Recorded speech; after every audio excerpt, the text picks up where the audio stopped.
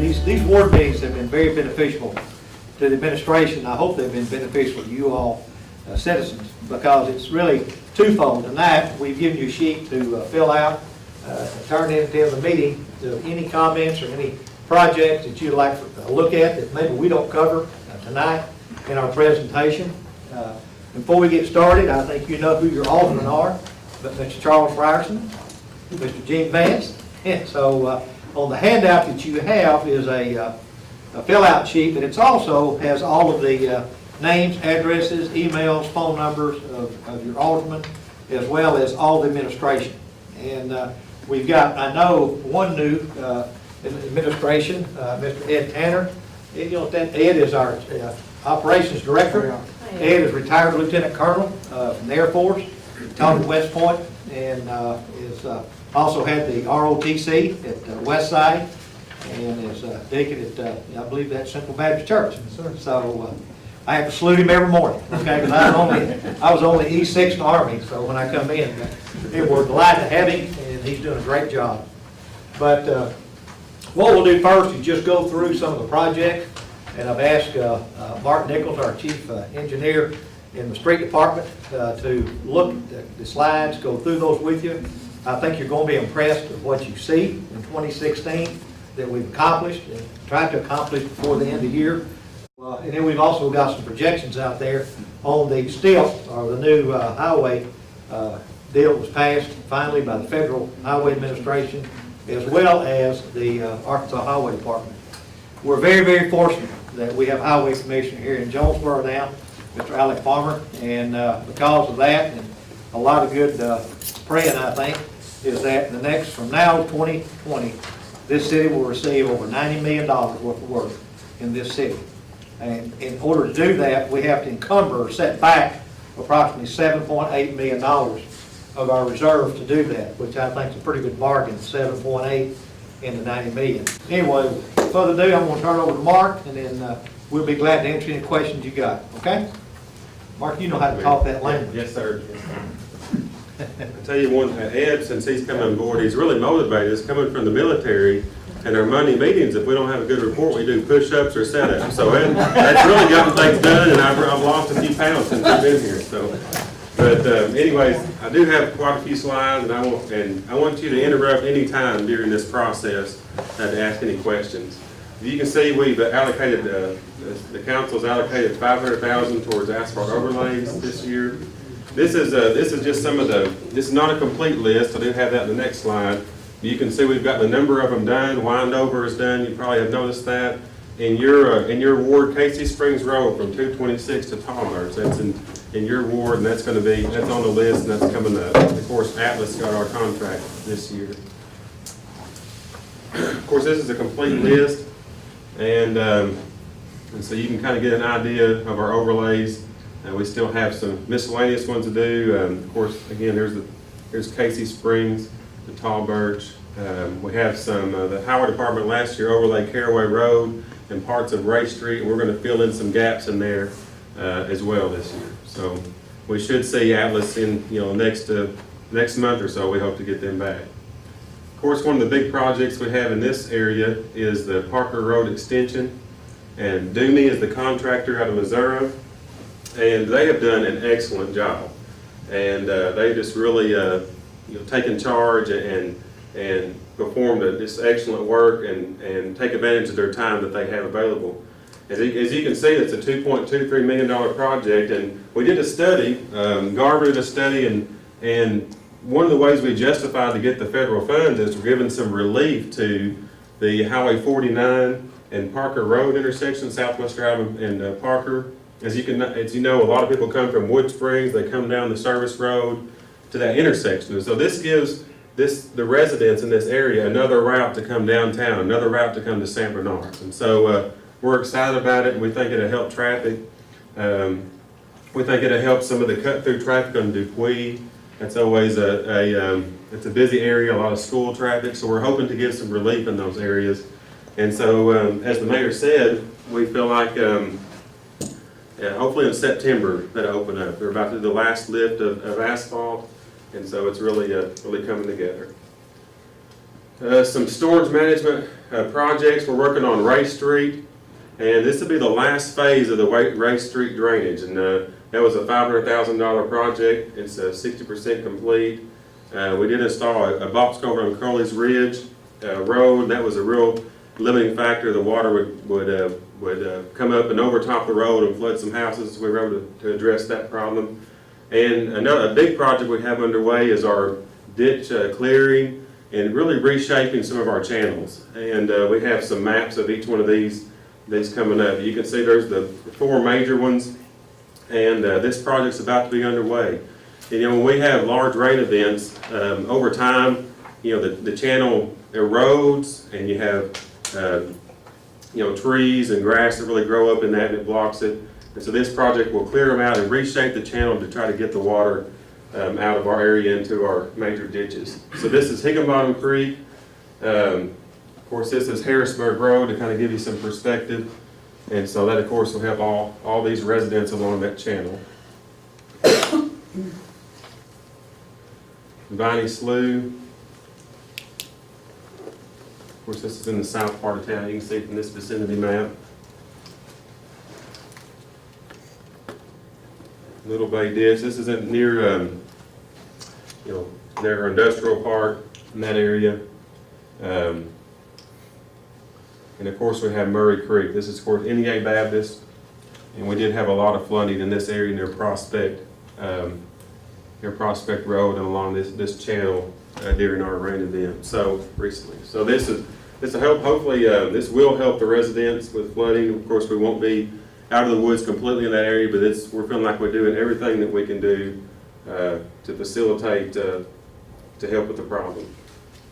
Does that tie into Little Bay? Where does it go south? Let's see. It ties in Little Bay, Mark. Does it? Okay. We'll stop at Little Bay. Yeah. Okay. Okay. Yeah. Of course, you have the UP tracks right in this area. So, yeah. All right. One of the projects we're excited about is our railroad safety plan. We studied every crossing in the city. We have 44 at-grade crossings in the city of Jonesboro, and we looked at each one of those crossings and the accident history, and what we found was 15 crossings have had accidents where there's been fatalities and major incidents, but there's been no safety improvements done there to increase safety and to address whatever problem there was that caused the accident. And so we got a 100% federal funding to increase the safety at 15 of our crossings. These are minor improvements, but they may save someone's life. For example, we're installing LED flashers at some of the crossings, so to get people's attention, they're brighter, and upgrading the signing and striping, just to do everything we can to increase safety. We do have Henson Road as a crossing that's getting gates this year, and so we're excited to do everything we can to help the citizens of Jonesboro regarding safety. Mark, that was a grant? It was. It's 100% funding? 100% funding. We did the legwork of studying it, and we submitted that to the highway department.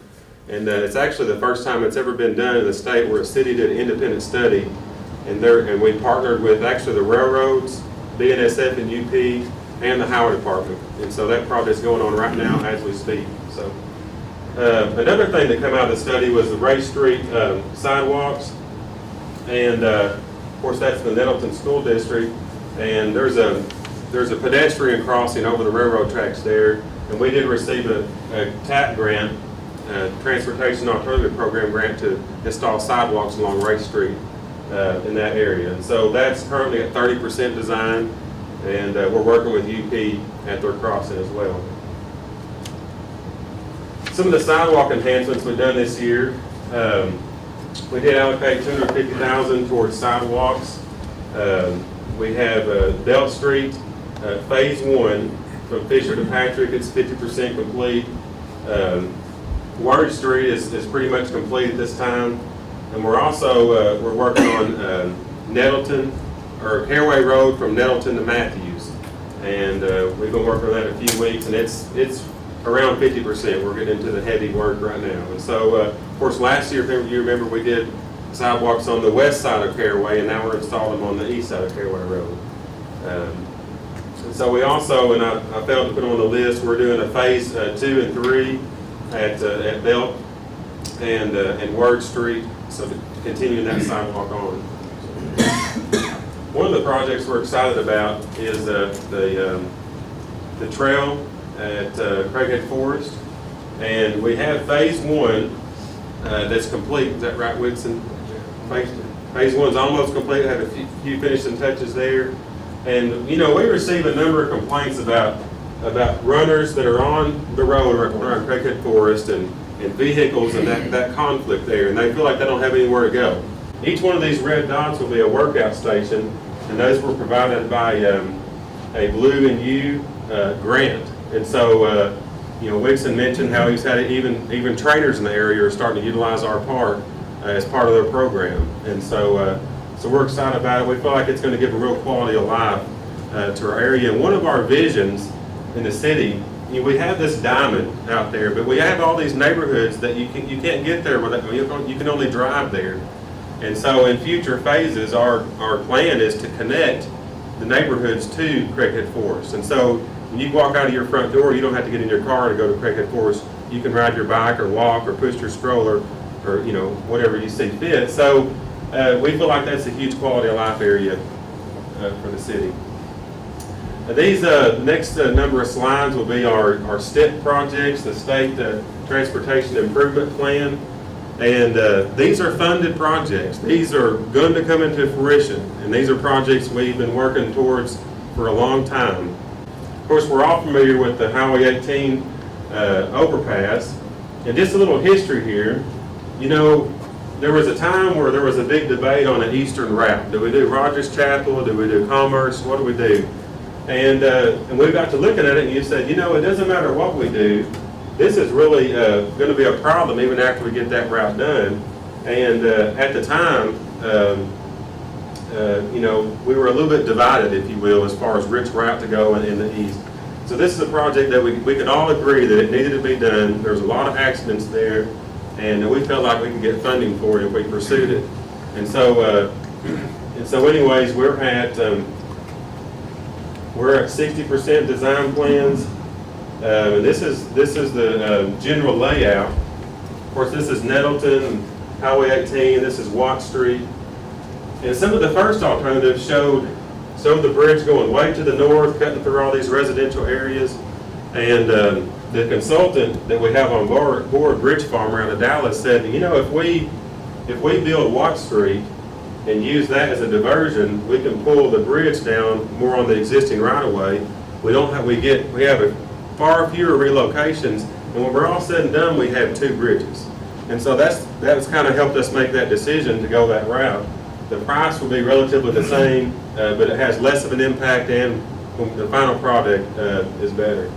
And so we are at 60% design plans. We're about to start the right-of-way acquisition process. You know, there's 70 parcels affected by this job. That's a lot of parcels affected. That's a lot of work. And millions of dollars worth of utility relocations alone just to get started. We estimated around $15 million, and that's you know, that's probably going to be construction cost. That's probably not the total cost. But this is funded. This is going to take place. We're at this point, it's looking like it's going to be the end of 2017 when it's let the contract. It'll be a 2-year construction season. You know, and so the fast pace of, I know when the Black River Bridge was being built at Black River, the public went to the Howard Department and they said, you know, it's taken 3 years. You know, we wanted this to be on the fast track, you know, and they said, that is the fast track. And so we tried to hurry it up every chance we could get. But we feel like this to increase safety. There's 34 trains a day across this crossing. And we felt like even if we built an eastern route where they can come down from Farville and come across to the mall, this is a real limiting factor. You're not going to fully utilize those facilities to the east without tackling this first. And we did get a video of a train stop for 50 minutes at the crossing, and we sent that to Federal Highway. And as you can see, we got a $1.2 million Tiger grant to fund the design of the project. And so once the city actually got that money to do the design, and we took that to the Howard Department and said, hey, we have the design here, can you guys fund this project? And they did. Of course, this is been in the news a lot, you know, the Hilltop Interchange. And this is one of the most dangerous places in the city. And we all know that something needs to be done there. And there's a big debate on exactly what. And it's still somewhat in the air. However, there has been $40 million in this STIP and the STIP program identified to address this problem. And so there's a number of options. There's the Howard Department is looking at, do we stay on the existing route? So this is existing Hilltop, there's a come and go right here. So do we stay on the existing route and just widen it, you know? And there's advantages to that. It'll probably be cheaper. There's disadvantages. You're still gonna have the same conflict points. You're still gonna have the same places where people turn in front of someone else. Everything's just gonna be wider. And it may be less safe to certain areas just because you have a much wider roadway. So they're gonna feel like they have to restrict access, put in medians, that kind of thing. That's all up in the air. We really don't know the exact route they're gonna go. Another option, which I'll show you in the next slide, is to do some kind of flyovers at this interchange and reroute 351 traffic up. Of course, this was the when they were considering going through the mixed-use development. That's not going to happen now, but it may still come up here to further to the north. And the reason why that may be a good idea is if you can get all the traffic from Hilltop to this one intersection, you can deal with it there through grade separation. And so your safety factor really goes up. It's a much safer design, but it's going to cost a lot more. And so there's always a balance between safety and cost. And so that's an advantage of rerouting it to one point. You can see it would get rid of a traffic signal here on Highway 49. And so if you're coming south from Brooklyn to go down Red Wolf, you would have a flyover to come over the intersection. This is one alternative. It doesn't mean this is what's going to be out there. But it goes to show that before, all that traffic, one, was conflicted with the left turn on Johnson, and all the traffic coming out of Johnson. So you can see all the conflict points in that one movement went away by that overpass to increase safety. Highway 18 at Caraway Road, it's hard to go anywhere in the city without going through this intersection. There's been a lot of development here recently. It services over 42,000 vehicles a day. It's hard to believe. And this is probably one that we would like to start design on sooner rather than later. Like I said, funding is identified, what the project would entail is having dual left turns and a right turn lane at each approach. And so there's actually adding 2 lanes of capacity to each lane. And right now, as you know, there's single left turn lanes, and it backs up all the way to Kroger at times, and it's just a limiting factor there in that corridor. So we're excited about it. Our initial plan is to have another lane going northbound that drops off at the ramp, so just a little bit of widening would greatly increase our capacity. And of course, the left turn is a factor. It backs up through the ramp interchange, and so that's a problem. So adding capacity there, adding capacity coming from Parker Road, having dual left turn instead of one, and we would also, to fully utilize this dual left turn southbound, you'd have to have 2 lanes going all the way to Culver House, just so you don't have 1 lane utilized and you built 2. So, but still, that we haven't started our full design there yet, and so that could change. But that was our initial recommendations. Highway 18 at Main Street. This is where they're building the new McDonald's, new CVS. This project is, we're currently in design with Fisher & Arnold out of Memphis, and we've completed the noise analysis and also completed the surveying, and so we're about to get in the full design. And of course, you know, there's a new CVS and McDonald's here, and when we have these corridors in the city, it's like Southwest Drive and Highland. When you drive down the corridor itself is not the limiting factor. It's always the intersections. And so we've tried to focus in on our real problem areas, the ones that are causing, the clogs, if you will. Because keep in mind, when we chose all these projects, we had to justify, our findings to the highway department. So to get them funded, you had to have a good project. The numbers had to work. You had to touch a lot of people. You had to solve accident problems. And so when we chose these projects, we wanted to find attractive projects as far as, you know, how much money they cost versus how many people you're touching. So you can see for $2.5 million, we're touching 33,000 cars a day. And so that was attractive to the highway department, and that's one of the reasons why we got it funded. And so the design is set to be complete in February. Typically right-of-way and utilities take 6 to 9 months. And so we're looking at into 2017, most likely, before we let this to construction.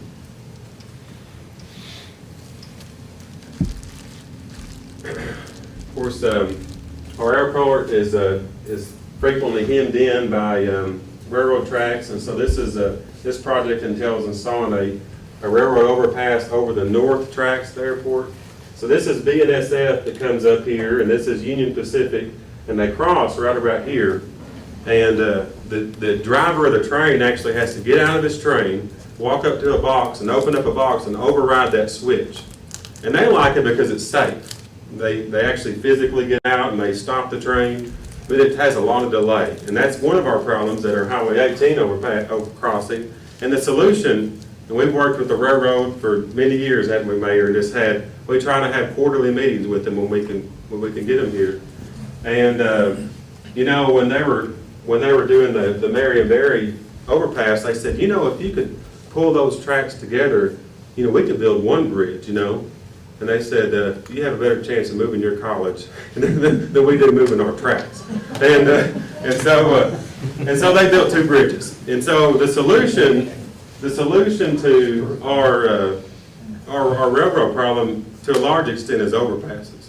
We've worked with the railroad as far as, you know, safety measures, but the cheapest thing, even though they're very expensive, is probably an overpass. And so you can see our airport here. This is Union Pacific tracks, and they're frequently blocked. And so this would entail building the overpass. And this is significantly cheaper than our other overpass because it's in a more rural area. There's no reason why we can't build a complete overpass adjacent to the existing roadway and not really affect traffic that much, and then open it up when it's done. And so we're excited about that. Harrisburg Road, major widening. There's been a lot of development on Harrisburg Road in recent years. North is to your left. It's a little bit confusing. We're not sure the exact scope of this. This project isn't fully funded with this STIP. It's actually only funded up in this area right here by Central. But we feel like it will address a major part of the problem there by Walmart and add capacity in that area. For example, in the afternoon, when you're coming over I-555, you know, the right-hand lane drops off to go to Home Depot and you have a single southbound lane. Well, it's a 5-lane road section that actually has 5 lanes there, but we can't utilize one of the lanes because there's only a single lane here south of Parker Road. And so the question is, how far do you have to build a road for all this traffic before Parker to actually utilize 2 lanes going southbound instead of feeling like they have to use just one? And so there's a lot of traffic that drops off at Gladiolus and Forest Hill, and of course on, you know, church nights at Central. And so just from our initial study, it looks like if we take it to Central, we help this intersection immensely, giving them 2 lanes to go southbound. It'll be fully utilized if we build it. Highway 63 at 49. Of course, here's the old NEA Baptist and Waffle House. And so this is a fairly simple job, but it has big impact. Of course, here's the ramp, and there's a signal here. And you have to make that left-hand turn to go north on 49. And so this is tentative. We haven't, the department hasn't given this approval yet, but our initial thoughts were to do a clover leaf here, and you could get rid of a traffic signal. You would never have to wait for it. In the same way here, it's almost impossible to make that left turn coming off by NEA Baptist, and so having a simple clover leaf. Again, we might can get rid of a traffic signal, increase safety, again, for a minimal cost. But actually, the highway department has identified $10 million for this interchange. And so we may not use all that, but at least there's money there to fund it. But we're here to open, and it doesn't have to be anything on infrastructure. It can be on anything that you want to talk about in your area. The other thing that's a big concern of y'all's, I think, is Dupuy on the speed, as well as, I believe it's another street there. And we've studied that, and we certainly need to take a look at it. I think the DOT is in out there now on one of those streets, or we moving it over from, It's gonna be moved. moved from Wilkins. We had Wilkins. Where are you Problem. moving it to? Ma'am, Where are you moving it now? Wow. Where are you moving it to? over on the way. Dupuy. One of them is real relevant to me and the other one, bless their hearts, not so much. Well, that's the biggest part of traffic. You don't care about that, you're I fine. do, I Yeah, well, and do. But we've got that unbelievable mess every morning going to Annie Camp Yeah. that way. right, That's what I wondered. yeah. I care about the other people too, I was just kidding. Yeah, yeah. Well, write that down though, really, again, seriously, because we're gonna make a list of all these things. And we'll put them in the area of, whether it may be property maintenance, whether it may be traffic, it may be whatever it is, because it's your time to talk to us about these things. And, because you do have a school here, and I can remember, I guess, a few years back, when we started watching Charles and Gene trying to widen Elton, and they going, whoa, hey, you ever gonna get that to 3 lane? Well, probably needs to be 4 today, but I don't know that. They're trying to convince me that a 3-lane road is as safe, if not safer, than a 4-lane. And where you can cut across. I don't know, with the way I drive, I don't know. But anyway, but anything you want to talk about, seriously, we're here to answer those questions. Yes, sir? Micro Society School on the backside, Uh-huh. the kids no longer have a sidewalk, any kind of condition for them to walk on. Coming up Monroe side, you've got a Habitat for Humanity house, that's busted up. The new apartment complex across the street from it, that sidewalk's Okay. busted up. And, Is that the one on Cherry? I mean, over in that area there? no, it's Nesbit, between Washington and Monroe. West of Nesbit on Monroe Street. Oh, Monroe. Okay, I got you. I We got have the you. Habitat for Humanity home next door to me. Yes. Which I have no problem with that, but they took the sheeting off the windows on the side that's up by my house. Did the chief's men put on a fantastic show, by the way, really cleaned the neighborhood of that runner.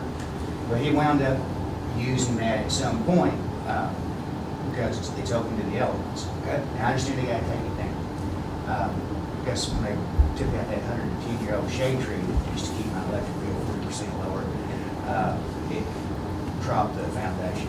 Right. So I was wondering, any idea what the schedule is on that? We can get some sidewalks. We'll look at it tomorrow, and Steve and Ed, I know we'll do that. And right now, we got Steve doing some big projects, I think his head's swimming, but Ed and I'll come look at it tomorrow. Be sure, please write that down. I will, Okay. because I get out on the porch at 3 o'clock in the afternoon, make sure One- the one kids thing- don't beat each other up on the way home, you know. You know, one of the things that is dear to my heart is sidewalks. And so people kept saying, well, we don't have enough sidewalks.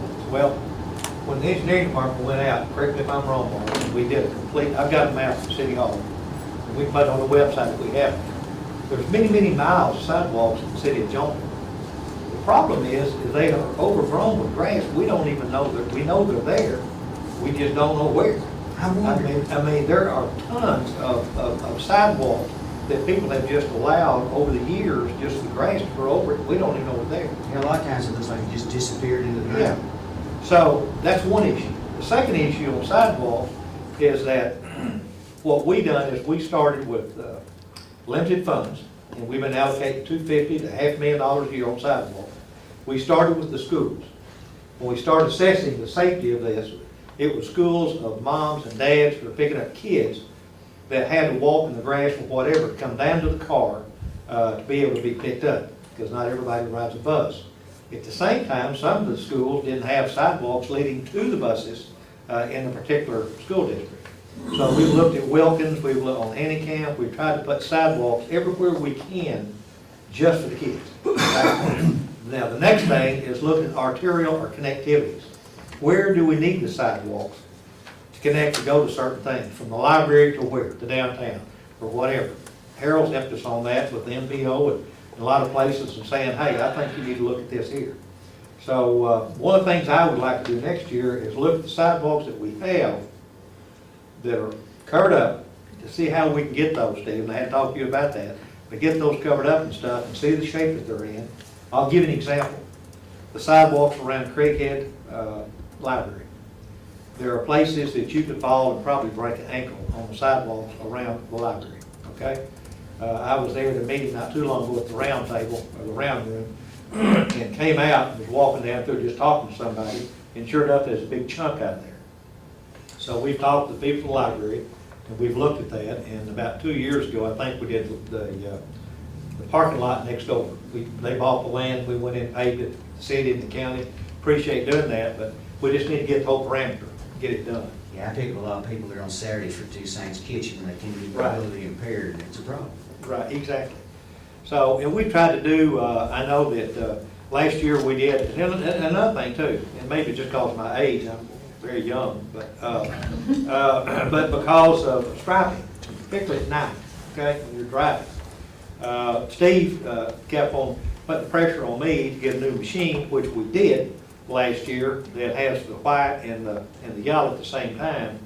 And I can't remember how many miles you've already striped this year. About 160 already this year. not counting 160 all our miles this crosswalks. year, and that really helps, particularly at night. Especially, I like that white line on this right-hand side to see where how far I'm getting over, okay? And so we're doing that, and also putting down the thermoplastic at these certain intersections. And you paint them, within a year and a half, they're faded, they're gone, okay? And so the life of thermoplastic, It's about 2 years. about 2 years, so you can see how much time it takes. And here's the thing about it, Jonesboro has 585 miles of asphalt. Now, that's today, if we open up another subdivision, and last year we were fortunate enough with our growth to open up about 18 new subdivisions. When they're all completed, you've got 40 to 80 homes in those subdivisions, and that means roads, okay? And so, again, people will say to you, well, why don't you require contractors to build sidewalks within some of these subdivisions, okay? Well, it's a good idea, let's look at it, let's talk to home builders, let's see what we're gonna do.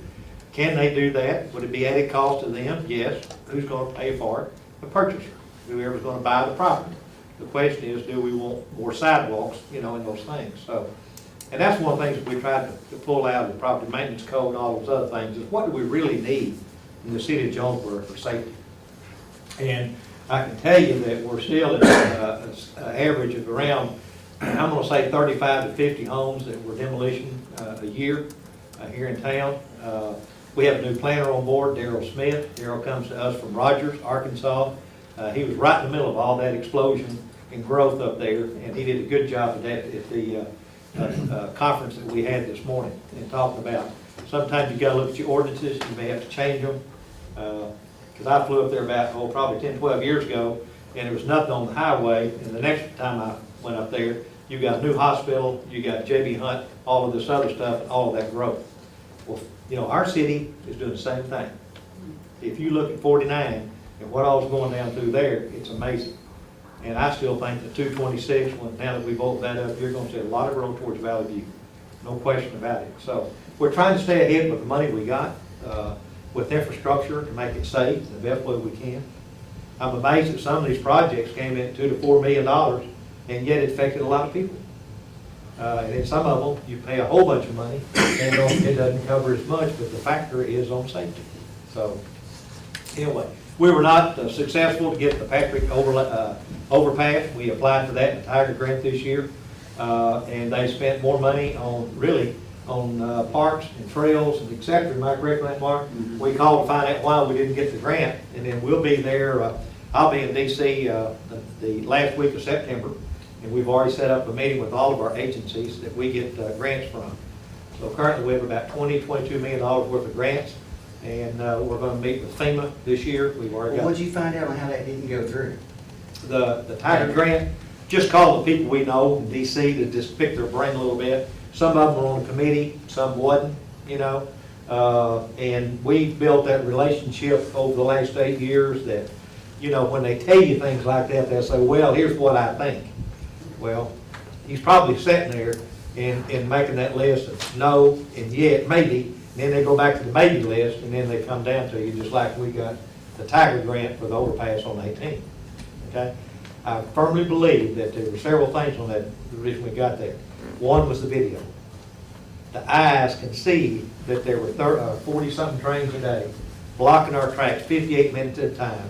We showed them with cameras, not just by words, that our ambulances were turning around, that our buses were turning around, our JETS buses were turning around, and many our first responders. Okay. Now, one thing we're doing with our stoplights, thanks to Mark, is that we have how many with Opticon now? 25. We have 25 Opticons. These Opticons are devices that our fire department stuff can lock down and go through there, and we hope that they will stop and no one will get killed when that big old truck going right cheap going down through there.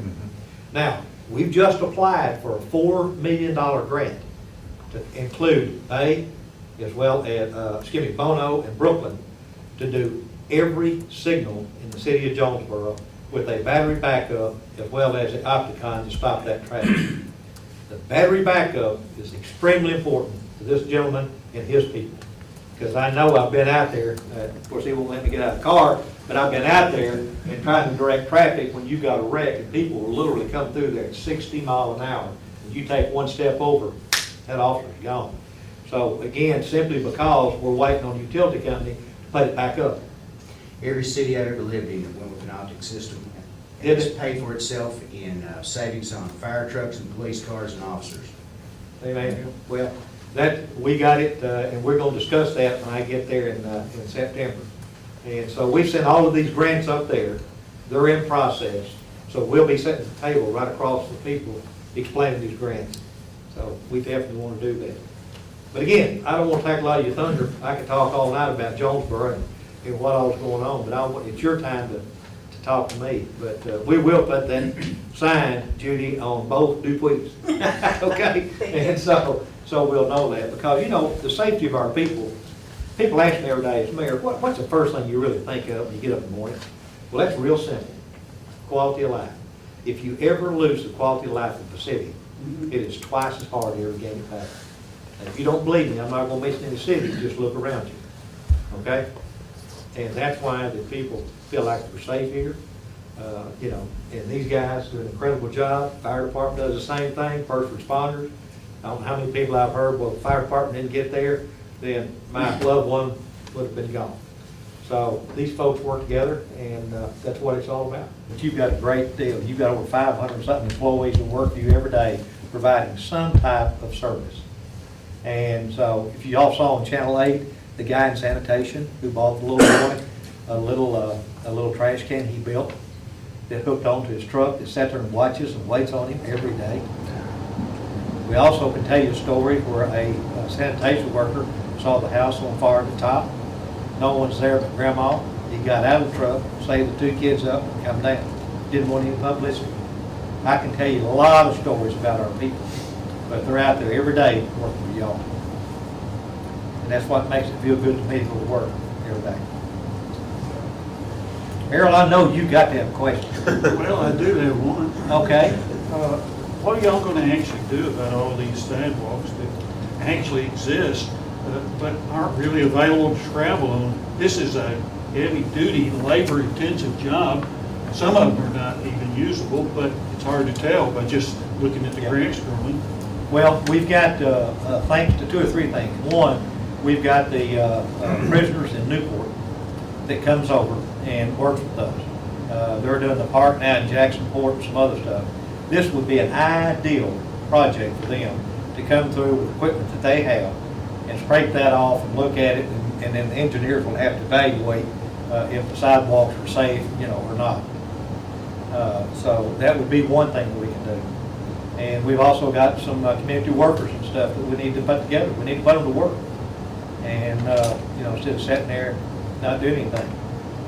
So again, I'm not the judge on that now. Well, I mean, there's a lot of sidewalks that would be usable if they were unburied and trimmed up a little.